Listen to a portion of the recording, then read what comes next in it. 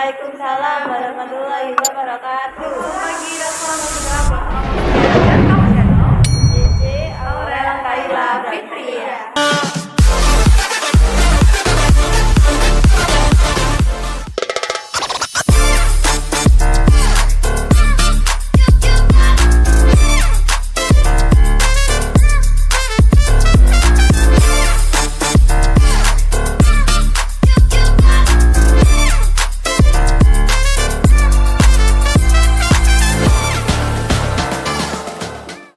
Jadi segmen kali ini merupakan segmen yang sangat amat serius. Jadi kita akan membahas persoalan masa lalu. Oke. Jadi pada segmen kali ini kita akan membahas suatu hal yang sangat seru. Wow, apa tuh? Jadi, kami akan membahas mengenai demokrasi parlementer pada tahun 1950. Ya, jadi kami di sini akan bersama-sama akan membahas hal tersebut. Sebelumnya mereka udah pada tahu belum sih mengenai demokrasi parlementer? Nah, loh, secara sedang diukir kembali.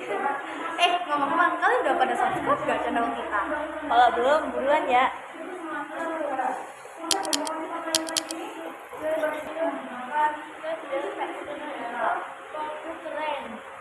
Nah, langsung aja saya awali dengan bagaimana masa demokrasi parlementer. Jadi, masa demokrasi parlementer adalah masa ketika pemerintah Indonesia masih menggunakan Undang-Undang Dasar Sementara 1950 sebagai undang-undang negara. Nah, masa demokrasi parlementer ini juga dapat disebut juga demokrasi liberal karena sistem politik dan ekonomi yang berlaku menggunakan prinsip-prinsip liberal. Nah, masa demokrasi parlementer ini berlangsung selama kurang lebih 9 tahun ya nggak? Iya. Nah, jadi pada tanggal 17 Agustus 1950 sampai 6 Juli 1959. Nah, kalau aku parlementer sendiri itu bagaimana ya? Jadi, sistem parlementer itu sendiri merupakan sistem pemerintahan negara menurut UUD sementara 1950, yang artinya kabinet disusun menurut perimbangan kekuatan kepartaian dalam parlemen. Presiden hanya merupakan lambang kekuasaan saja. Dalam sistem ini, parlemen sangat berkuasa. Nah, lalu kalau kabinet dipandang tidak mampu melaksanakannya bagaimana dong? Ya, nanti parlemen akan segera membubarkan sistem parlemen tersebut yang disebut juga sistem demokrasi liberal, yang artinya sistem yang didasari oleh hak warga. Aku juga pernah baca. Jadi katanya dulu tuh sering banget ya ada pergantian kabinet. Ya, betul banget. Jadi dulu sistem kabinet kita itu menggunakan sistem kabinet yang artinya para menterinya dipilih atau berasal dari tokoh yang ahli di bidang tertentu. Namun, karena banyak partai yang ingin saling berebut kekuasaan, Indonesia sering pergantian kabinet. Contohnya ada pada di sini. Ya, Menurut kalian, apa dampak yang ditimbulkan akibat pergantian kabinet buat negara kita?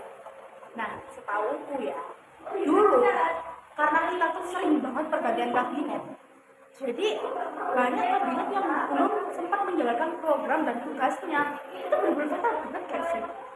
Ya kan? Sampai-sampai masyarakat Indonesia itu kepercayaannya kepada kabinet atau pemerintah itu mengurang loh. Nah, bahkan kondisi negara menjadi tidak stabil karena pergerakan sistem politik di berbagai negara. Itu sih dampak yang ditimbulkan. Ngomong-ngomong soal partai, ini memang sebenarnya partai apa sih yang dilalui pada masa saat ini? Jadi di Indonesia ini menganut sistem kepartaian itu namanya kalau nggak salah itu multipartai. Jadi multipartai ini berarti sistem yang memiliki banyak partai politik. Nah, aturan ini itu tersurat pada UUD 6A ayat 2 yang menjelaskan bahwa presiden dan wakil presiden tersebut diusulkan oleh partai politik atau gabungan dari partai politik.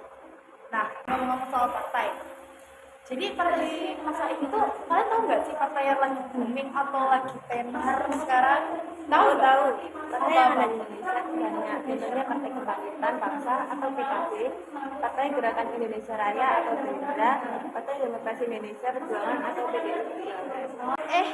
PDI kan dipimpin sama seorang wanita yang sekaligus satu-satunya mantan presiden Jokowi tua ya. Oke, tentang banyaknya partai politik yang suka menjatuhkan lawannya nih. Jadi mereka itu berambisi tuh mengambil kekuasaan Indonesia lewat perwakilan dari partai mereka sendiri gitu. Nah, maka dari itu Indonesia berpikiran untuk membuat suatu pemilihan umum guys pada tahun 1955. Nah, kayak gitu. Buku pemilu 195 berdasarkan tahap dalam 2 tahap ya. Nah, iya benar. Tahap pertama dilaksanakan pada tanggal 29 September 1955 dan tahap kedua pada 15 Desember 1955. Emang apa hasilnya dari tahapan pemilu? Untuk hasil tahap pertama yaitu memilih anggota Dewan Perwakilan Rakyat yang berjumlah 260 orang, dan yang tahap kedua menghasilkan pemilihan anggota legislatif. Ya, pelaksanaan pemilu ini pasti ada maknanya. Ya, pemilu awal ini memiliki makna yang menandakan berjalannya demokrasi di kalangan rakyat. Oh gitu ya. Nah ini nih, pemilu 1955 itu awalnya tuh berjalan mulus. Nah tapi ada yang janggal guys. Jadi sini. Jadi ternyata pemilu tahun itu tidak menjalankan tugasnya secara baik loh. Juga malah mereka itu memperjuangkan partainya masing-masing. Ini nih. Terus ada konflik yang benar-benar serius. Konfliknya itu banyak rakyat yang ingin memisahkan diri dari Indonesia. Dan itu artinya kayak pemberontak gak sih? Iya. Iya gak sih? Nah, iya, contohnya kayak pemberontakan perang Ratu Adil atau APRA, pemberontakan Republik Maluku Selatan atau RMS, pemberontakan anti-ISIS, pemberontakan PRRI, dan pemberontakan Permesta. Nah, tujuan mereka pun ada yang bertolak belakang loh. Contohnya APRA yang mempertahankan negara federal, RIS yang dipimpin Soekarno malah ada pemberontakan yang bertujuan untuk melepaskan diri dari kekuasaan pemerintah RI maupun negara RIS dan secara otonom akan berdiri sendiri sebagai negara yang merdeka, yaitu pemberontakan Republik Maluku Selatan. Iya. Pemberontakan anti-ISIS yang bertujuan ingin menolakkan terhadap rencana penyatuan negara Indonesia Timur atau NIT ke dalam Negara Kesatuan Republik Indonesia atau NKRI dan menentang anggota TNI bergabung ke dalam APRIS. Wah, banyak juga ya gangguan demokrasi pada masa itu. Wah, keren sih rakyat Indonesia. Tapi tenang dulu, jangan langsung judge dulu. Jadi guys, waktu aku baca-baca di buku, jadi Indonesia pada masa itu juga mengalami keberhasilan loh. Contohnya ada pada penyelenggaraan konferensi Asia Afrika atau yang disebut juga KAA yang diselenggarakan pada tanggal 18 sampai 24 April 1955 di Bandung. Nah, konferensi ini dihadiri oleh 29 negara loh, dan juga dalam konferensi tersebut terbentuklah sebuah prinsip. Ada yang tahu nggak prinsip apa? Ada 10 prinsip yang dihasilkan dari penyelenggaraan konferensi tersebut. Contohnya itu sering kita kenal sebagai Dasar Sila Bandung. Ini loh. Nah, ini tuh benar-benar penghormatan banget loh buat kita. Soalnya Indonesia itu mampu menyelenggarakan konferensi internasional yang itu pasti nggak apa, itu keren banget. Konferensi tersebut Indonesia juga mendapatkan dukungan dan berupa kebiasaan pilihan barat. BTW, kalian pada tahu nggak karena dulu itu gimana sejarahnya penentuan perairan di Indonesia? Masa tiba-tiba langsung penentuan gitu? Oh iya, tahu. Jadi dulu ada yang namanya Deklarasi Belanda. Jadi itu merupakan upaya untuk menentukan wilayah perairan Republik Indonesia. Yang sebelumnya terdapat bagian-bagian laut dan pulau-pulau di bagian Indonesia sebagai laut bebas menjadi sepenuhnya milik Indonesia. Deklarasi ini juga menghubungkan wilayah dan laut Indonesia menjadi satu kesatuan negara. Wih, keren amat. Siapa sih penyelenggara deklarasi? Jadi, yang menyelenggarakan deklarasi hari itu merupakan Perdana Menteri Indonesia, yaitu Juanda Kartawidya. Jaja yang hasilnya diumumkan pada tanggal 13 Desember 1957. Wah, kerennya. Keren bisa ya Pak Juanda kata nih Jaja sampai menyelenggarain konferensi yang segede ini loh guys. Kira-kira dalam situasi seperti itu, masyarakat Indonesia dulu kehidupannya seperti apa ya?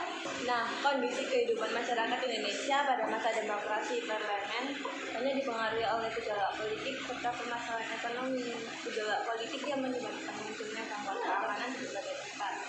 Nah, kita membahas tentang kehidupan sosial dan bagaimana pendidikan dan kesenian masyarakat Indonesia pada demokrasi parlementer.